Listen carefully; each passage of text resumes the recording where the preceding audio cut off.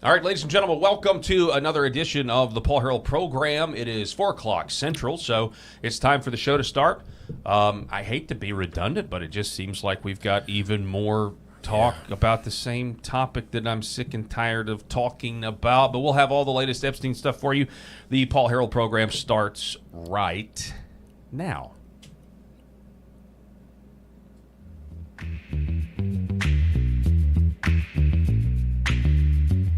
The Paul Harrell Program.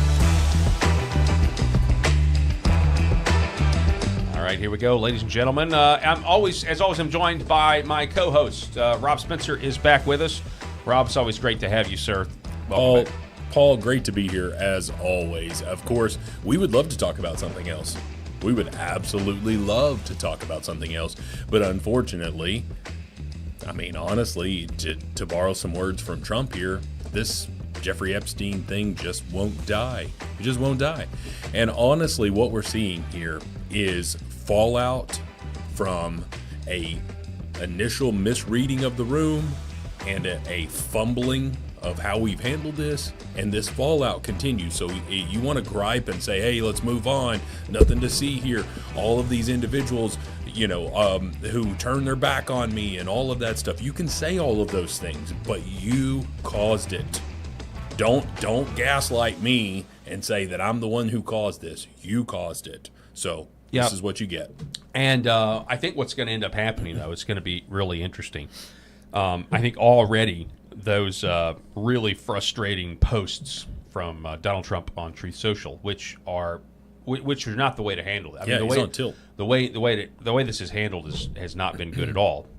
And I really think it also just kind of shows you how that memo leaking out of Axios was a leak from a bad actor, somebody that did not have the administration's best interest at heart, to say the least. But I think what we're going to find is, now that we're looking at what the Democrats are doing, we're looking at what Jamie Raskin going on MSNBC this morning and talking about they've got to be released, and he has no answer at all when he says, well, you guys were in control of Congress during the Biden administration, like, why didn't you do anything? And he's like, well, there were other prosecutions. It's like his answer is basically like, well, we were busy. And so Jamie Raskin is a trash human being.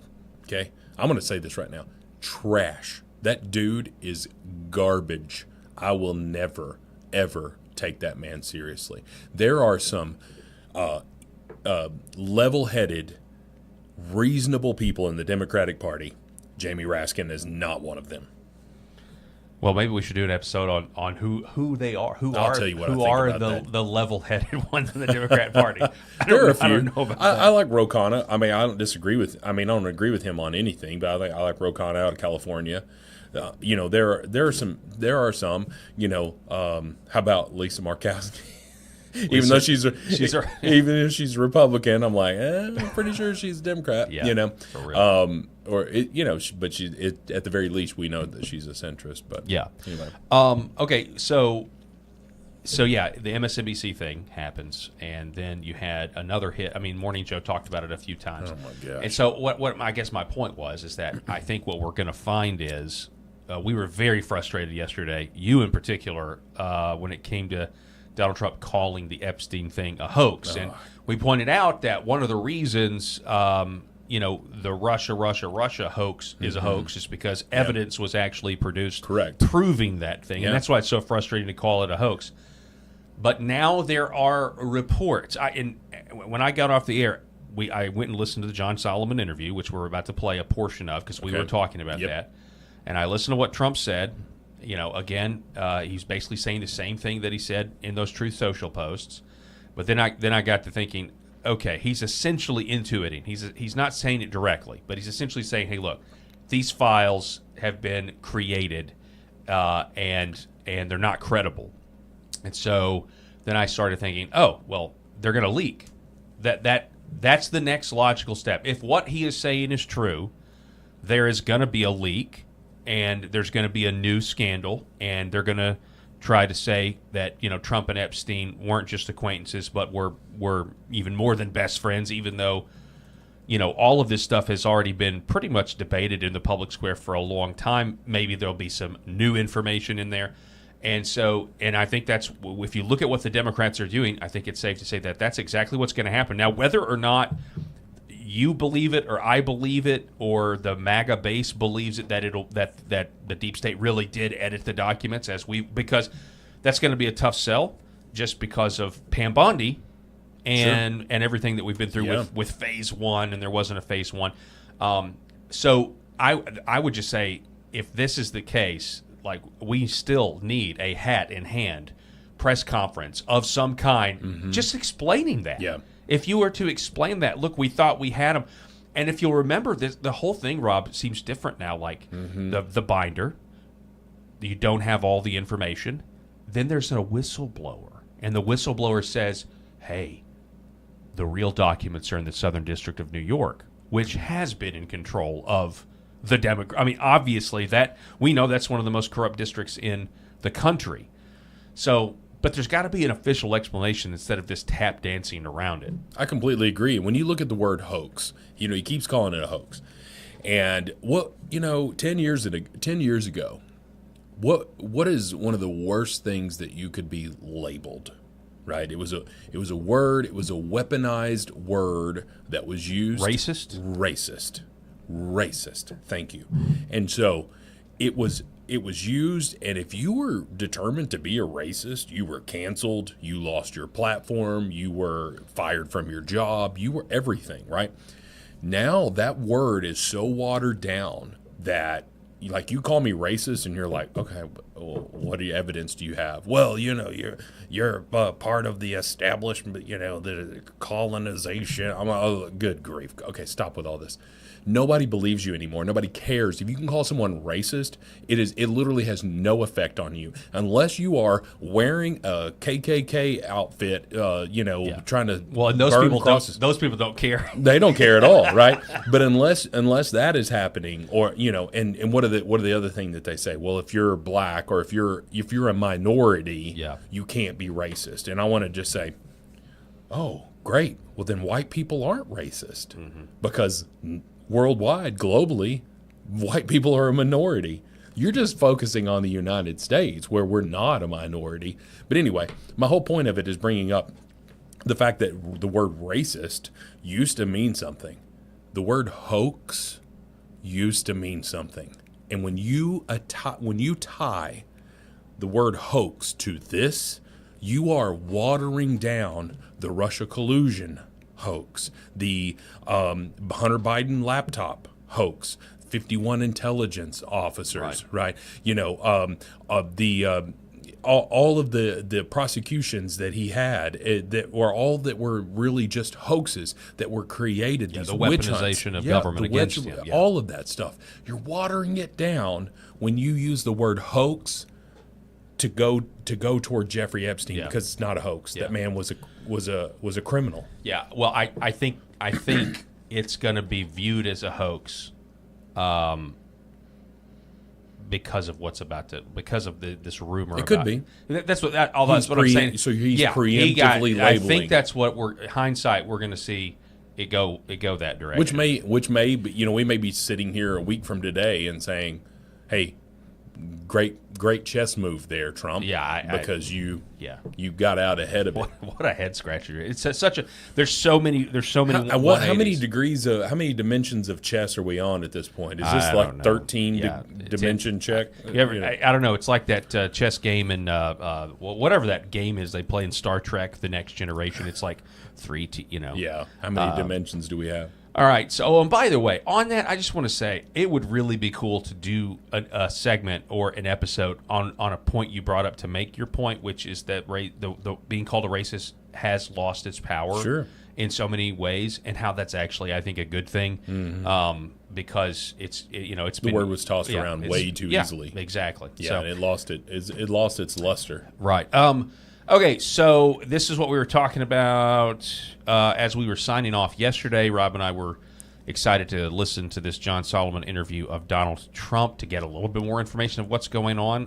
Check this out. For all the things that have happened, there's the Russia collusion against you, there is Jack Smith against you, there's all the things that happened in 2020, not investigating China interference in the 2020 election.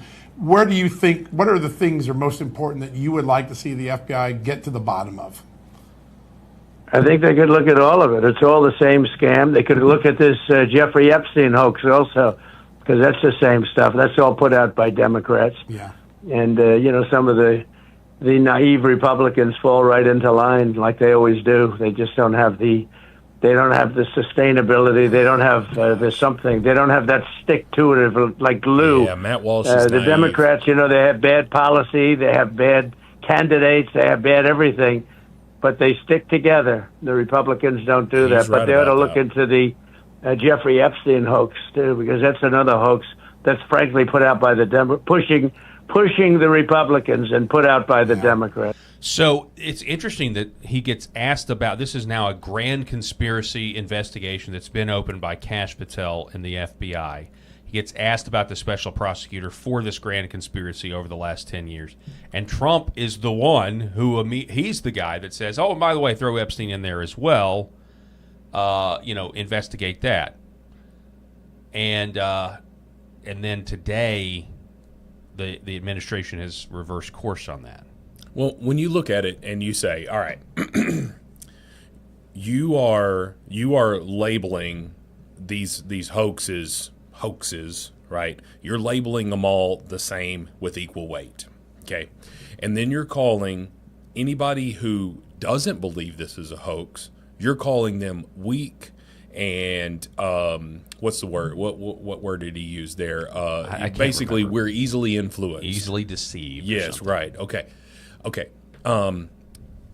You are still continuing a week later. You are still continuing to misread the room. Okay, you've got all of these conservative influencers, even the ones who are coming out and saying, "Hey, in the grand scheme of things, let's focus on this, this, and this, and this." They still believe that the wool is being pulled over their eyes on this Jeffrey Epstein thing. Yep. Right? And what we talked about yesterday when you said, "Hey, look, if you have no evidence on this man, then come out and say, look, here's what happened. We think that Don't just come out and say no further case closed, no further release, even though there's phase one. Phase one has been released. I'm pretty damn sure that when you release phase one, that's the implication there that a phase two exists. Yep. And is coming. We were promised a full course meal, Yeah. and we only got an appetizer. We stopped at the salad. Yeah, and an appetizer that everybody had already It was a tasted and seen. ruined salad. It was turning. So he says, "Look, we're gonna maybe a special prosecutor for Epstein as well, or maybe you kind of lump it all together." But then, no, that didn't happen. Post-millennial reporting: President Trump would not recommend special prosecutor for Epstein. Press secretary says earlier today. Caroline Levitt says that. Thank you, Caroline. No, I called on Charlie, but Deanna, you can go ahead too. Go ahead. The president said that he floated the idea of a special prosecutor in the Epstein case. Can you confirm that? And has he asked the Attorney General to do this, to appoint a special prosecutor to look it over? Well, the idea was floated from someone in the media to the president. The president would not recommend a special prosecutor in the Epstein case. That's how he feels. And as for his discussions with the Attorney General, I'm not sure. Deanna. Caroline, thank you so much. So there you go. The president would now not be in favor of special prosecutor. So it's whiplash, man. It's all whiplash. Okay, so can I say this? I feel as if, again, going back to what I've said a million times over the last week, is that he misread the room. He's handled this incorrectly. I thought the floating of the potential appointment of a special prosecutor was a step in the right direction. Yeah, you were saying that might be like a... That might be the thing that calls the dogs off, for lack of a better way to put it.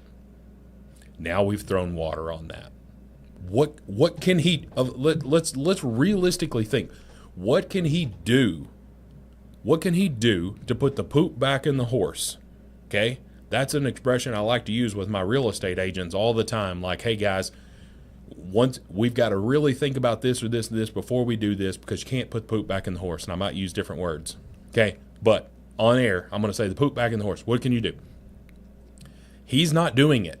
He is fanning the flame every time he tweets, or whatever it's called. What's it called? Every time he truths. Yeah. Okay. Or posts on X or does an interview, he is fanning the flame.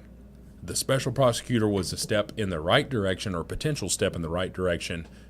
And the flame, instead of getting water on it, has been fanned. It didn't even last 24 hours. It didn't. We didn't even have 24 hours. Oh, man.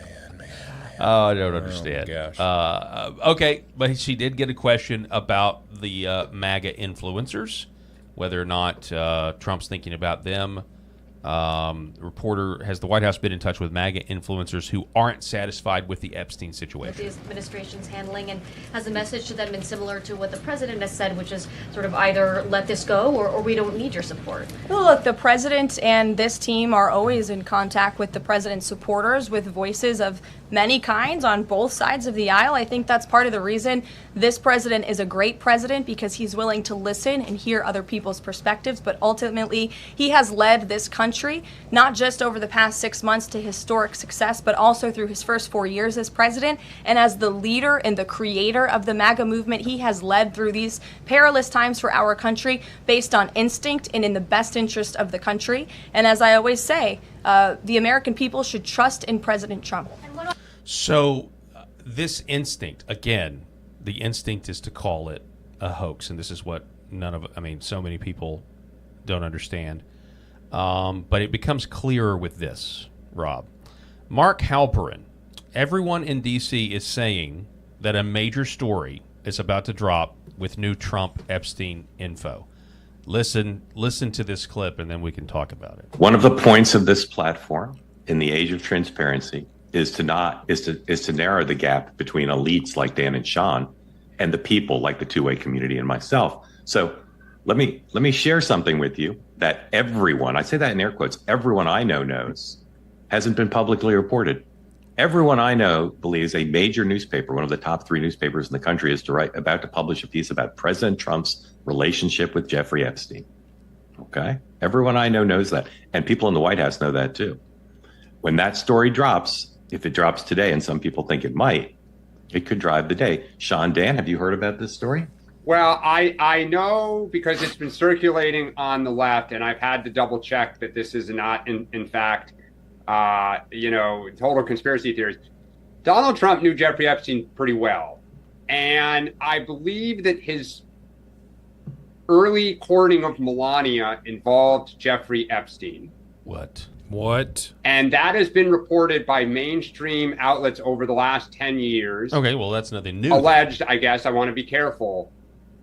You've already been, I say with respect, I've never heard it. I have never heard it. Yeah, but I think that, if that It's is being where reported. this report is going, it's just collecting and putting together and synthesizing old news. Okay, so that guy says, I don't know who that is, but that guy's saying if that's where the report's going, it's just recollecting old news. But I had never even heard that allegation that Melania, the connection between Trump and Melania, that Epstein would have been the middleman. Never even heard that, but let's keep going. Okay. Now, this story has new news. Okay, Halperin then says, no, this story has new news. Sean, what do you know about this story? Vague, I probably know about Dan level, Right. but I don't. Let me throw out some questions. Let me throw out some questions, and I'd like you to jump in. Let's do it game show style. Either answer them or say, in fact, we don't know. Ready? How did Donald Trump and Jeffrey Epstein meet? I don't know. Don't know. Did Donald Trump ever go to Jeffrey Epstein's townhouse? Yes. How many Don't know. times? How many times? I believe Still don't many. know. You believe many. What occasions? Were it one-on-one parties? What did he go for? Don't know. I feel like a Biden staffer right now taking the fifth. Yeah. How often did Jeffrey Epstein go to Mar-a-Lago? Don't know. Fairly often because they banned them at the end. Well, you don't know how often he went. How often did Donald Trump go to Jeffrey Epstein's Palm Beach residence? Don't know. I don't know how. Where else besides the townhouse and the two Palm Beach properties, did they ever spend time together? On his airplane. Mm-hmm. No. Well, Did Trump never fly on it? I don't believe Trump ever flew on Epstein's plane, so far as I know. I believe that he did. I believe Epstein may have been on Trump's plane. Okay. Although I don't think Trump was there when Epstein was there. Did they have any financial dealings? I don't know. Don't know. Yeah. You don't know. There are many unanswered questions, amazingly never been written about. Now, the thing people point to a lot is Donald Trump's interview with New York Magazine, a profile of Epstein where he spoke very glowingly about Jeffrey Epstein. But we all know President Trump might speak glowingly about someone who's being profiled in New York Magazine, even if they didn't have that great a relationship, because he'd want to be in the piece. In the search for explanations about the president attacking his base in a way he's never done, some people are pointed to his awareness of this story that's supposedly coming soon. So, this is the, I mean, that's I guess that's exactly how his interpretation at the very end. He's attacking the base because he knows the story is coming soon. Well, that seems counterproductive. Right, it does. Seems like you should want to rally the base. Says, it does. But then you have again his use of the word hoax and comparing it to this is another Comey Obama thing. He's trying to say, look, they've doctored the files. That's essentially what I'm assuming that is what he is intuiting. He's not a moron, and I think that if he were to step back and say, hey, look, I know what they're trying to do. They're trying to break up this MAGA coalition. Yeah. Okay. I know you have some unanswered questions here, and trust me, we're gonna work on this. We're gonna continue to work on this. Okay.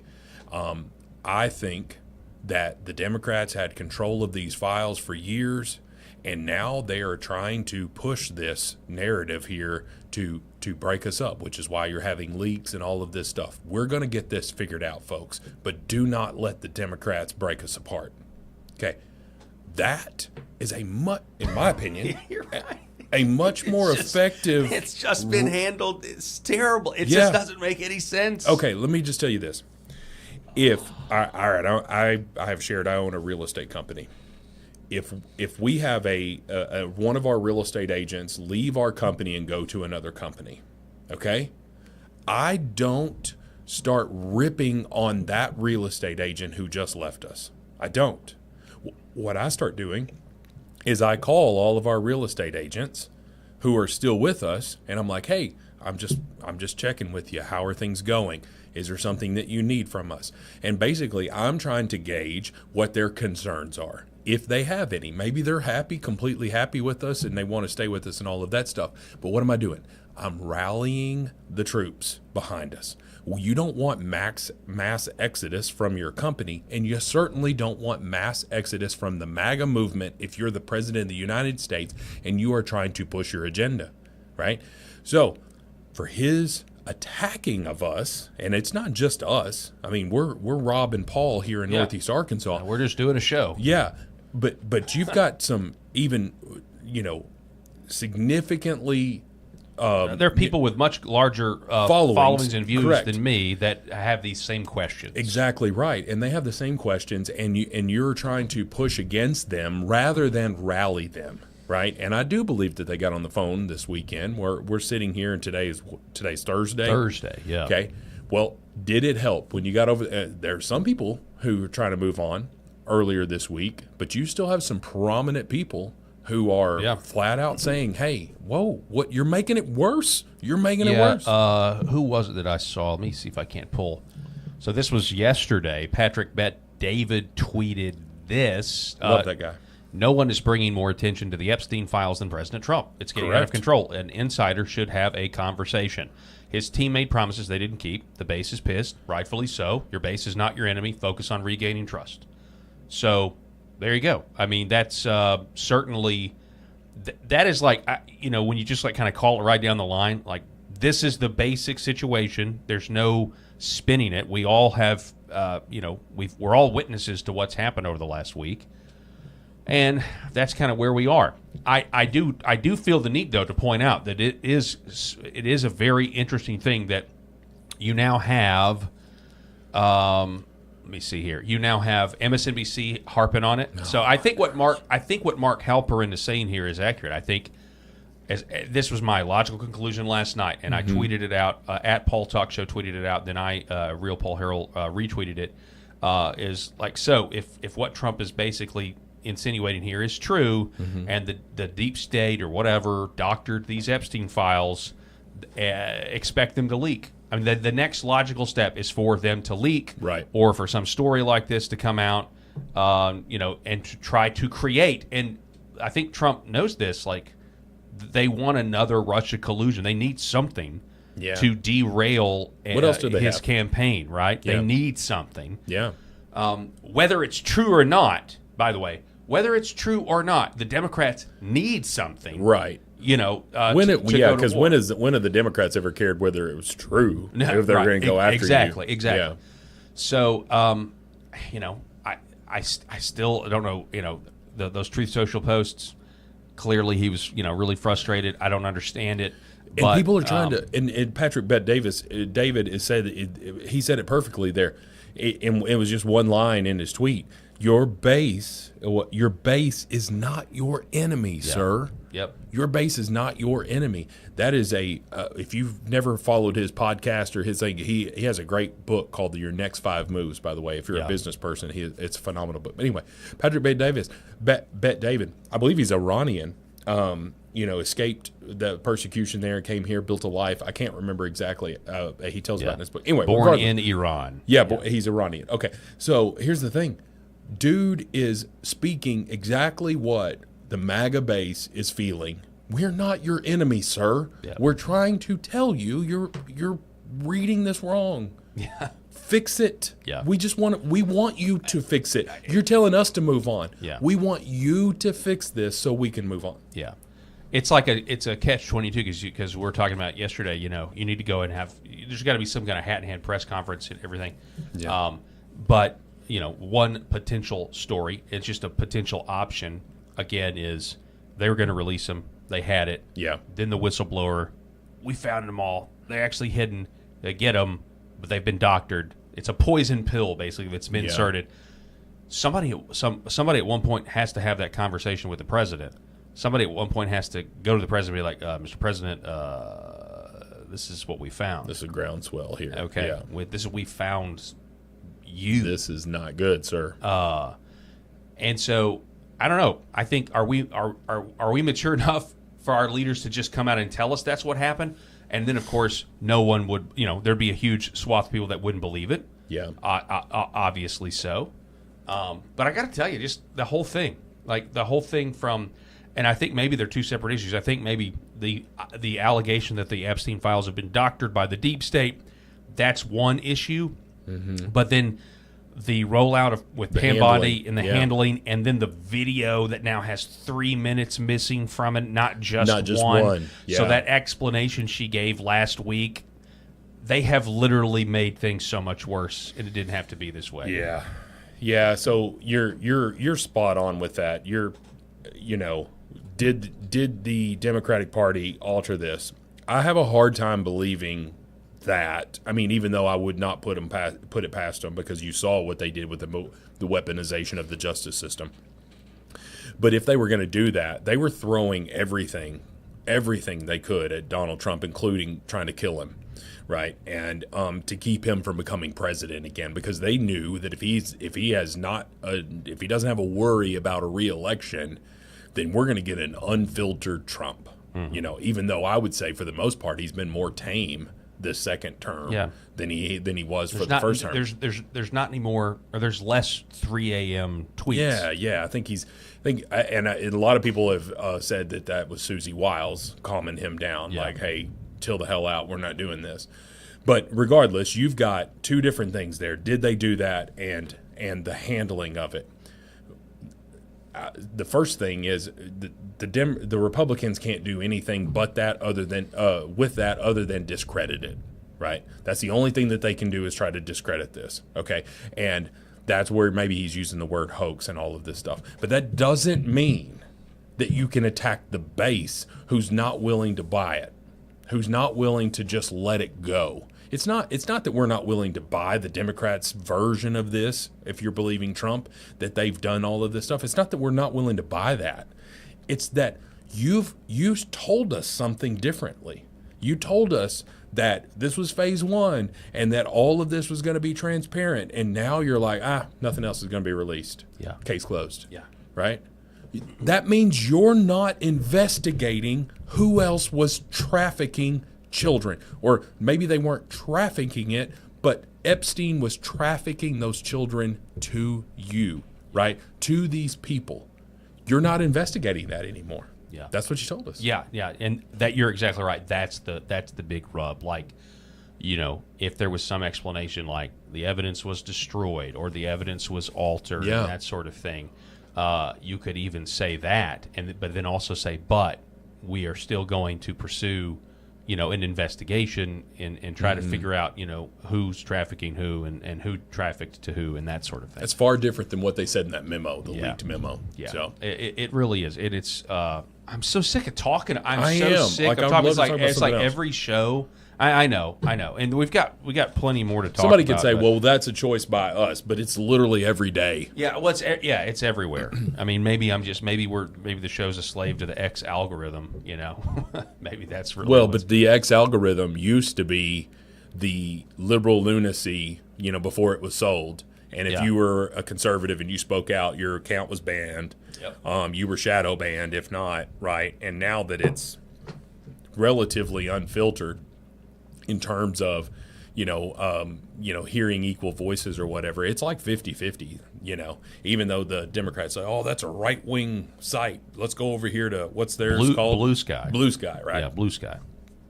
Okay. I can't imagine. We need to create a Blue Sky account and just go in there and troll. Would get banned immediately. Oh, we'd be trolled. Like you've triggered 73 individuals, and we are going to cancel you. And all of that stuff. But all right, let's just look real quick. Let's look at this. Let's look at some of the polling. So apparently, Mark Mitchell reported earlier that Trump's approval rating did have a bounce. Bounced back. It bounced back a little bit. There's another poll. I think CNN had one showing that it bounced back up. Who's doing the polling? Well, is it Rasmussen? I don't know the CNN one, but obviously Rasmussen is the one that Mark Mitchell works for. So I don't have the tweet in front of me exactly, but the reason it bounced, he said, was because of partly because of African Americans and their approval of Trump. Is why it came up a little bit. Okay. But this is interesting to me. Independent Trump approval is still down -19. But independents that want Brennan et al., the Intel oligarchy, arrested, +25.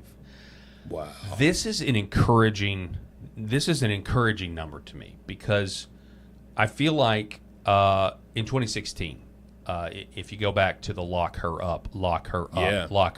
Yeah. I think independents voted for Trump, but I would imagine that a lot of independents were not on the, hey, let's go arrest our political opponents after we win the election bandwagon. Right. But now they are. And that used to be more of a right-wing thing. Yeah.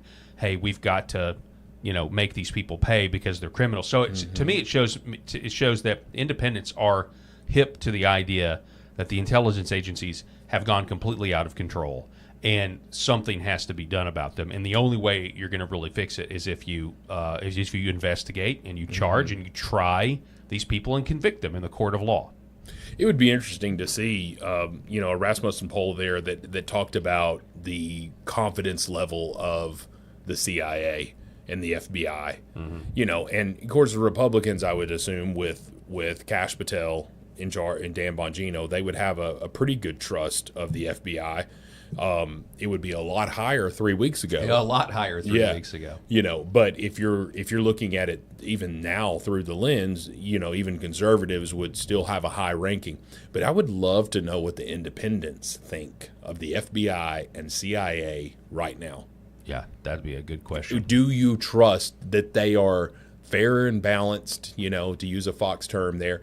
Are they administering equal justice? Now, the CIA is not really administering justice, but the CIA is the one that, you speak out against them or whatever, and all of a sudden, even though you weren't suicidal, people find you dead. Yeah.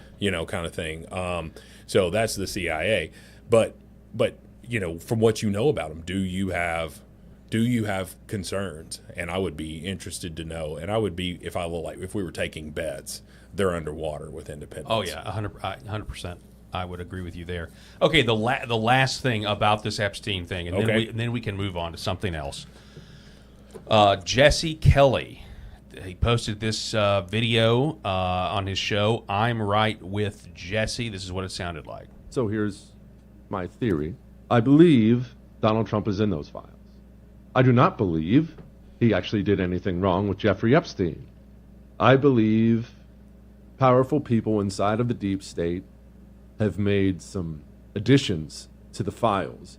I believe they've informed Donald Trump, hey, we opened the books on this. Look, we got this new piece of paper and you're on it. I believe that's why he is prepping the ground, telling you, hoax, hoax, hoax, this is incredible. Hoax, hoax, hoax, this is incredible. I think the deep state put a tripwire out there. I think Donald Trump knows it. I think he's frustrated, can't release it, knows it's going to destroy a bunch of things he's doing right now, border, economy, things like that. I think he's busy trying to have a legendary presidency. He found out exactly what they did, and now he's between a rock and a hard place. Okay. I know what you said earlier. You said,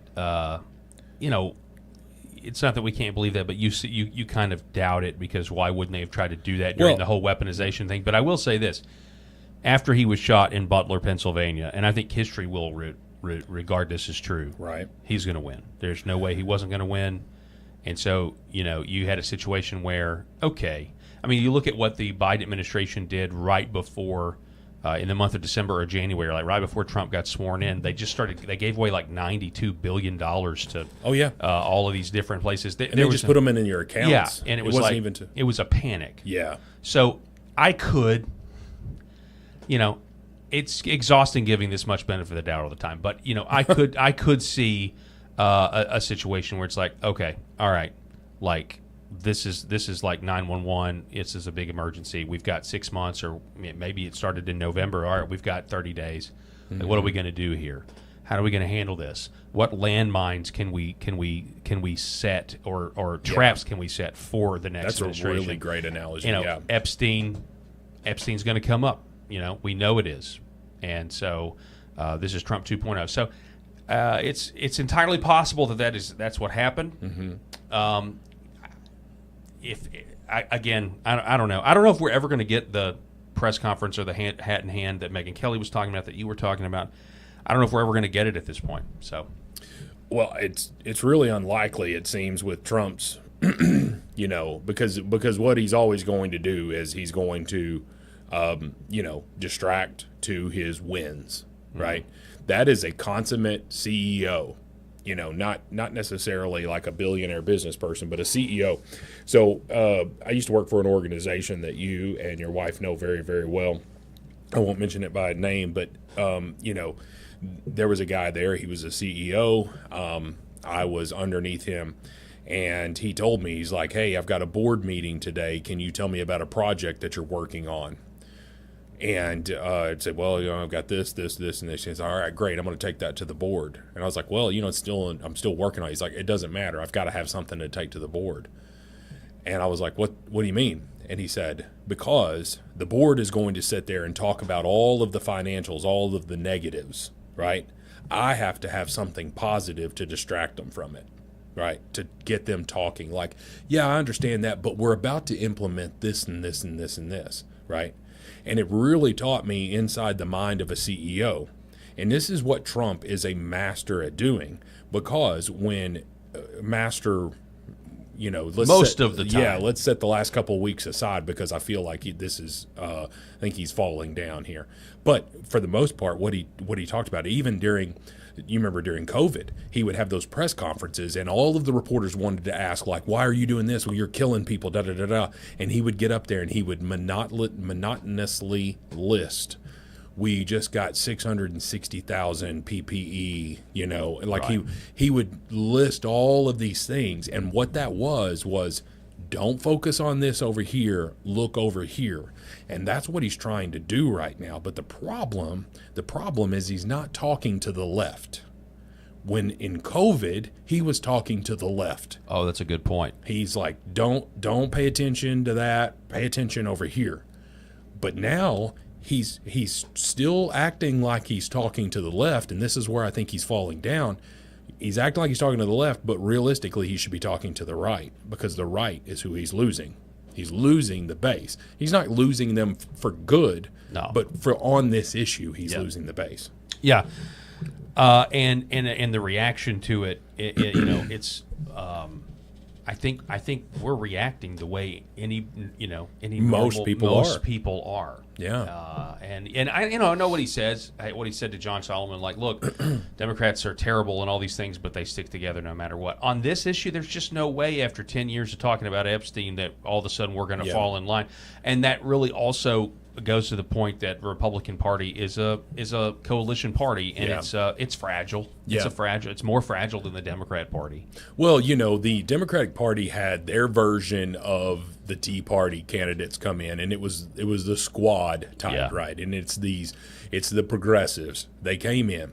What did Nancy Pelosi do? You remember it wasn't very long ago that Nancy Pelosi and AOC is absolutely going to be running for president in 2028. If you don't know that AOC is running for president, you are a fool, by the way. Anyway, but AOC is coming out, and she's this popular person or whatever, airhead, you can call her whatever you want to, but she had a following, and she's got a loyal following, okay?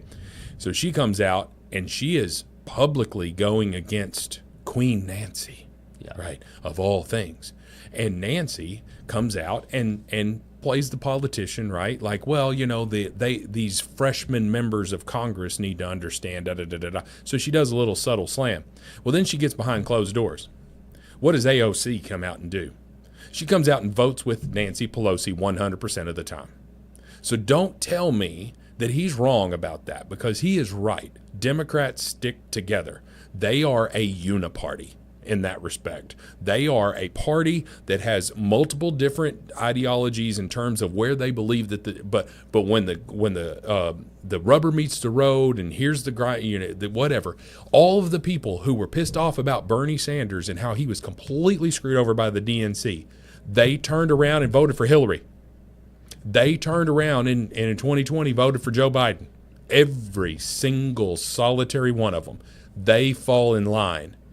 But that is why I am completely honored to be a conservative, because we don't just fall in line. We are not just groupthink. We are not just going to fall in line with whatever our leader says, no matter how much they try to say that we are following our supreme leader, Trump. This issue alone proves that the cult crap that you try to accuse us of is 100% wrong. I would agree with that. And at the same time, brace for impact, because these doctored and I'm going to assume that they're doctored. These doctored Epstein files are getting released. They're going to be leaked, and I think that's patently obvious. And they're not going to be date specific. You know that, Paul. They're not going to be date specific. Yeah, they're not going to be like, hey, because Donald Trump's life is so scripted and calendared and all of that stuff. He wasn't just like sitting on the beach, by himself, where you could say that he was down there on Epstein Island. You won't be able to say that, because his life has been documented for the last 50 years. Donald Trump's life every day has been documented, in terms of like his business and his calendar and all of this stuff. So it's not going to be specific. If they try to say that he was there on this date and this date and this date, that's easily going to be called out. And I actually hope that they try that. If it is doctored, I hope they try to get specific and it gets called out. Yeah, and then we'll have evidence that it is another hoax like Russia. There you go. Russia. I know Alex Jones was earlier saying that he thinks it's just going to be the resurrection of these Jane Does that claim Trump assaulted them, and that's old news. And he says it was they weren't even real people; they were just Democrat law firms creating fake Yeah, clients. that these weren't actual Jane Does or Yeah. whatever. They were just to it was literally be able to made sling up. mud. Yeah. Yeah, get ready, batten down the hatches, because that's what we're about to have to sift through. We're have to sift through all of that. Oh man, interesting story. Kind of switching gears a little bit. This is kind of goes to the independents wanting people arrested and wanting accountability. Is Laura Loomer posted this the other day. She says exclusive. Now there's a community note on here that this story was not Loomer's exclusive. It was first reported on the account Sippy Cup 2 and Jamis Jinxed. Okay. Back on July 2nd. Or it was Laura Loomer. Yeah, I don't know. I don't know either. I mean, they do have it backed up. Okay, I mean, with the well. dates on these tweets. But anyway, here we go. She writes, the wife and founder of IceBlock. Now, do you know what IceBlock, the app IceBlock is? Okay, so I did not know. You told me a little bit about it off air, but expand on it. Yeah, so it's an app where you can go in, and if you see ICE in an area and they're about to conduct a raid for deportations, you say, hey, the ICE is here, and it instructs the illegal immigrants, hey, we know we're not supposed to go here. So it's it's nothing. It's not novel. There's been apps like this tried before with police checkpoints and things like that. Interestingly enough, though, I have been told that people on the right. This is kind of interesting to me. I've been told that people on the right are actually using the app to clear out restaurants and crowded areas. So they'll go on and say ICE is here when ICE isn't really here. So the venues will be a little bit less crowded, which I find really funny. So anyway, the wife of the founder of this app, IceBlock, that allows people to disrupt ICE raids, she writes, obstruct, dox, and harass ICE agents, is currently employed at the DOJ in Austin, Texas, as an auditor. Joshua Aaron is the founder of IceBlock, and records examined by Loomer Unleashed reveal that he is married to DOJ auditor Caroline Feinstein, who goes by Caroline F. on LinkedIn to conceal her marriage to Joshua Aaron. CNN, okay, so they've tried to conceal this. Okay. CNN recently interviewed Joshua Aaron to talk about his app that doxes ICE agents and allows people to anonymously report and view sightings of immigration and customs enforcement agents and activity in real time. I used facial recognition to match Joshua Aaron's face from his recent June 2025 CNN interview to a photo of Joshua Aaron that was mentioned in an article in the Austin American-Statesman publication in 2016. It's a perfect match, and Caroline Feinstein is also mentioned in the same article from 2016. Imagine that. The DOJ website currently lists Caroline Feinstein in her staff directory in their Austin, Texas office on the page for DOJ's U.S. trustee program. Her LinkedIn also confirms she's employed at the DOJ. So this is fascinating. It really goes to show you how what a small world it is. Yeah. And specifically, I know the DOJ just let a bunch of people go. I know the State Department let a bunch of people go. But I mean, in this day and age, I mean, when you have an administration that's at least trying to make these big changes. Isn't it sad that that government jobs attract Democrats? That's essentially that's a generalization, but I think it's generally true that government jobs are mostly going to attract big government voters. Okay, so I saw an interesting statistic, and it is something like 65% of all African American women college graduates work for the government. And you wonder why they were going after African American men for voting for Donald Trump. There's no wonder, realistically, there's no wonder about it, because all of them are working for the government and they are drawn to that government job. And whatever that government job may be. And there's nothing wrong with that. There's nothing wrong with working for the government. We have to have people in certain respects, right? It could be a lot smaller, but we have to have people. Okay, we gotta have a DMV and all of that stuff. We gotta have that. However, if 65% of all of a particular race then there is an issue there. What the issue is, I don't know, but it certainly lends validity to someone's concern that most government workers are on the Democratic side, because let's be honest, most African American women are Democrats, statistically speaking. Yes. Statistically speaking. Now, fewer African American men are Democrats. What was it? Something 28%, 30% almost African American men. Yeah, it was historic. I mean, and then if you look at like New Jersey, Trump basically made New Jersey a swing state. It almost, yeah. I mean, there were some polls suggesting that he was within the margin of error leading up to that, and you're just like, whoa, this is New Jersey. Yeah, you know, this is Jersey, right? Which is a liberal New York City spillover spot. Right, because all you got to do is cross the bridge. That's how a couple of Arkansans would describe it. I don't know if that's how they would describe it. I don't know. But that's your reputation down here. I'm friends with a realtor up there, and he's phenomenal. I do not know his political leanings, but I would suggest that he aligns. I would assume that he aligns more with, who we are. But I can tell you that's not what the state is, and historically speaking, I mean, of course, Chris Christie. The Luca Brasi of politics. You've seen The Godfather, right? Yeah. He looks just like Luca Brasi. Yeah, he's a little bit more articulate than old Luca was. Yeah, but, I guess. Yeah, but anyway, so I saw a video today about, how he struggles to go in there and speak to The Godfather in the first episode there at his daughter's wedding. So he goes in there, he's like, Don Corleone, on the first, it is an honor. Yeah. That wasn't scripted. He struggles, because he was a real life mob member. Okay, Luca Brasi, I didn't know that. mob member, and the mob, when they were creating that movie, we could talk about The Godfather on one episode probably the whole time, but when they were creating The Godfather, they consulted the mob because they did not want to offend the mob. Yeah, right, the mafia. Sorry, and so they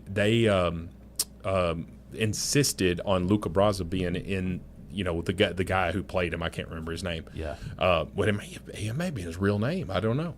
But anyway, they insisted on him being in the movie, and that's what ended up happening there. But anyway, I totally forgot my point. It seems like I don't know. I brought you Chris Christie. We're talking about Chris Christie. Chris Christie. Yeah. So he was a tool, man. He ran. Yeah, I agree. Yeah. So he won. He's a Republican, and he won as a governor. He was a governor there, and he was a very popular governor. So you can kind of say that. But if you are a Republican governor in a blue state, or at least a purple state, then we understand that you're not a true blue conservative, or you wouldn't have won, right? You're not. I mean, a Donald Trump's not going to win, governor of New York. Or certainly not, say, Massachusetts, that's even farther left, Anyway, so he did all of this stuff. But I'll remember in his first campaign, this was when he was running against Trump in 2015, 2016, and he was at a town hall meeting. And he was like, please believe what I'm telling you. Please. And he gets down on one knee. Of course, he's a very large dude, and I'm 6'4", 260, so I'm a large guy as well. But I'm not a roly-poly pirate person here, kind of thing. And he, it's the Stay Puft Marshmallow Man. Yeah, correct. It's that, And respectfully, man, I just got one word for him: Ozempic. Okay, he needs something, man. Anyway, but he got down on one knee during that thing, and I just remember thinking that was the lamest thing that I've ever seen in my life. I would not want my president getting down on one knee begging for a vote. Yeah. Okay? Yeah. You just lost, sir. Yeah. Right? And anyway, so he goes on and all of this stuff. But to suffice it to say that New Jersey has never really been in play for a presidential candidate really since Ronald Reagan, when he was the last Republican to win New Jersey, if I remember correctly. Yeah, that right, because right. he won every state but Minnesota. That's right. Against was it Mondale? Yeah. Anyway, the whole point of that is Trump was creating this coalition, and there are a lot of minorities in the state of New Jersey who were voting for Donald Trump, but they weren't the women. It was the men. Yeah. Right? Yeah, you got to protect the government job, You got to protect the government job. Speaking of cringe moments. Oh, Lord. I want to add to that. Okay. Because let's hear it. Chris Christie trying to run for president. I think the cringiest moment for me, if you go back to 2016, was Jeb Bush. Oh gosh. You're never going to be president. It was a subtle thing, but it shows you everything you need to know. Jeb Bush, not a short guy, right? Jeb Bush is not. He's tall. He's above average height. Yeah. They do a group photo, one of the first debates. Yeah. Right, and Jeb Bush is there, and they're taking photos, but there's also somebody videoing the guy taking photos. Okay. And so Jeb Bush, when the flashes start, he bends his knees and stands up on his tippy toes so that he is a little taller. And there's video of this. Oh my God. And I thought this is someone told him to do that. Well, or he's been doing it all his life or whatever, but what it goes to show you is it's like this guy's not a legitimate political candidate. Yeah. This is theater. You're trying to look even taller, and you're already a tall guy, and now you're up on your tiptoes like you're some sort of ballerina. We should get the guy a bar, and he can do like some pirouettes. Get him some ballet shoes. Yeah, it goes back to the Liftgate thing from Ron DeSantis. Wearing the lift shoes. If you'll remember that last presidential election. So anyway, it's just ridiculous. Well, but it is, and it went to show like how desperate they were, especially back then, to defeat Trump, and Jeb Bush literally was assassinated in the middle of the stage. I mean, Jeb Bush. Jeb Bush was just. I mean, figuratively, of course, probably not the best choice of terms, but he was literally his political career was ended by Trump in one debate. Yeah, and he goes, "Someone has told you to go after me tonight." He's like, "You're never going to be president." He's like, "Well, let's see. I'm polling at 44, and you're at 1, so it doesn't matter. Doesn't matter, right?" And he's like, "Oh, you're a real tough guy, Jeb," and you're like, "Oh my gosh, right?" Yeah. And the crowd is just completely losing their minds here. And Jeb Bush, immediately after that, his funding went down. All the donations to his campaign were completely shot because Trump laid his bloody carcass right there on the middle of the stage, figuratively. And he ended Rand Paul. He ended so many. He did. And there's a lot of people that believe that had John Kasich gotten out a lot sooner, that Ted Cruz might have beaten Donald Trump. But I don't know. Well, I don't know. It's hard to believe that. Thank Anyway. the good Lord that didn't happen. Things would be a lot. Hey, I like Ted Cruz. A lot worse. All right, so we don't really have enough time to get into the rest of the Sorry story. about that. No, it's fine. I did it too. Oh, maybe we could listen to just a little bit of Shane Gillis. Did you see this? Let's see here. I'm sorry. 1 second here. We've got me on the screen twice. Did you see Shane Gillis at the ESPYs and some of his monologues? It was dude. absolutely hilarious. Listen to some SGA is here. Give it up for SGA. Hell yeah, bro. And now everybody sitting around him is in foul trouble.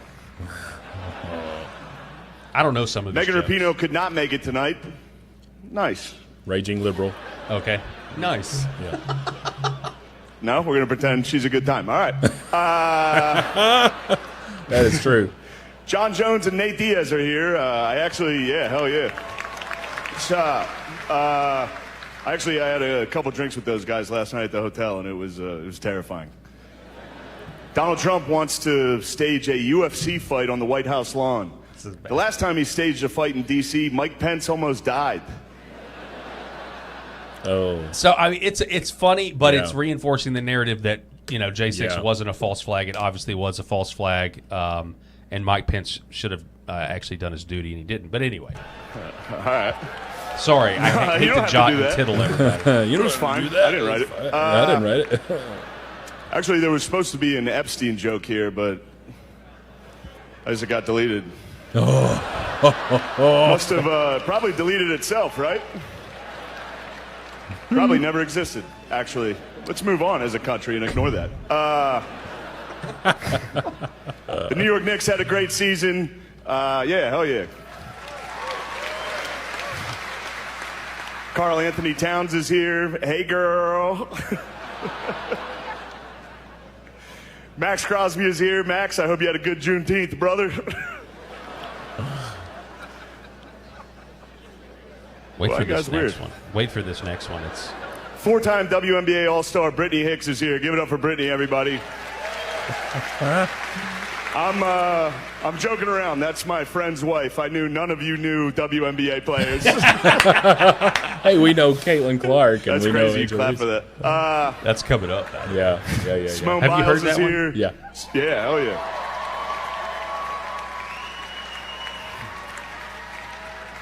It's not bad. Simone Biles is 4'8" and has 7 gold medals. She's short and has a lot of gold. When she's not competing, she leads a quiet life at the base of a rainbow. It's a leprechaun joke. We got you it. Tell Simone a riddle. We got and it. she The can't. audience, I don't think, got it. It was a leprechaun. They didn't get it. She has to give you all of her gold medals. That was the best. All right. Well, so He's like, that was the best joke. And y'all weren't even laughing. There was a lot of really good ones, but I thought that WNBA one was my favorite. Like, Well, you guys don't know who this That's girl right. is. And he later says Caitlin Clark, who is by far the face of the WNBA. Yeah. They're trying to make Angel Reese that, but she's like on the flip side, like negative with her terrible shots and all that stuff. But, well, what do I know? But anyway, she they said, hey, Caitlin Clark here is I can't remember or whatever, but she's like what she's doing is fighting black women, like she normally does or something. He said Butchered the joke. He said when she retires, she's going to work at Waffle House where she can continue to do what she loves, fist fighting with black women. Well, they beat her. I mean, they beat her down, man. They hate her. Realistically, I know we're out of time. WNBA last year was the first year in its like 25, 30-year existence that it was profitable. It made $1 million. Oh, gosh. But it was the first time that it didn't lose money because the NBA supplements it, right? Most of the WNBA owners are also NBA owners, right? And so it supplements it, and you're just like, okay, well, what's the difference? Well, when Caitlin Clark comes to town, you have to go from the 8,000-seat WNBA arena to the 30,000-seat whatever arena across town because of ticket sales and all of the apparel and all of this stuff that's coming from Caitlin Clark, and you're just like, okay, but the league is totally destroying her. They're trying to destroy her from within, and it's the players. They can't handle it. They can't handle the jealousy. We're like, well, nobody knows the hell you are. Yeah. Nobody knows you. They know Caitlin Clark, and they know Angel Reese because she has been created to be this rival, right, of her. And anyway, it's ridiculous. Like you looking a gift horse in the mouth, and the WNBA when they go for salary renegotiations and they get more money because of the viewers that Caitlin Clark brings in. They need to call Caitlin and say, thank you. I just made more money because of you. But they won't do it. No, because she's white. She's white. They don't like her. She's white and she's straight. Yeah, that's exactly right. All right, that's all the time we have for this edition of the Paul Harrell program. I want to remind everybody, we'll be back here, me and Rob, on Monday. We don't do a show on Fridays. Not yet, anyway, but maybe we will at some point in the future. But we'll be back here Monday, 4 p.m. Central Time. But I will be doing Millstone Report at noon Central on X American News. Really appreciate it, Rob. Always great to see you, my friend. Guys, don't forget to go to Paul Talk Show, at Paul Talk Show over on X. Follow us there. Follow Rob Spencer 43, Real Paul Harrell. And, just follow us everywhere else, TikTok, YouTube, Twitter, Facebook. Share the show. We would appreciate it. Yeah, we really would. Until next time, you guys be safe.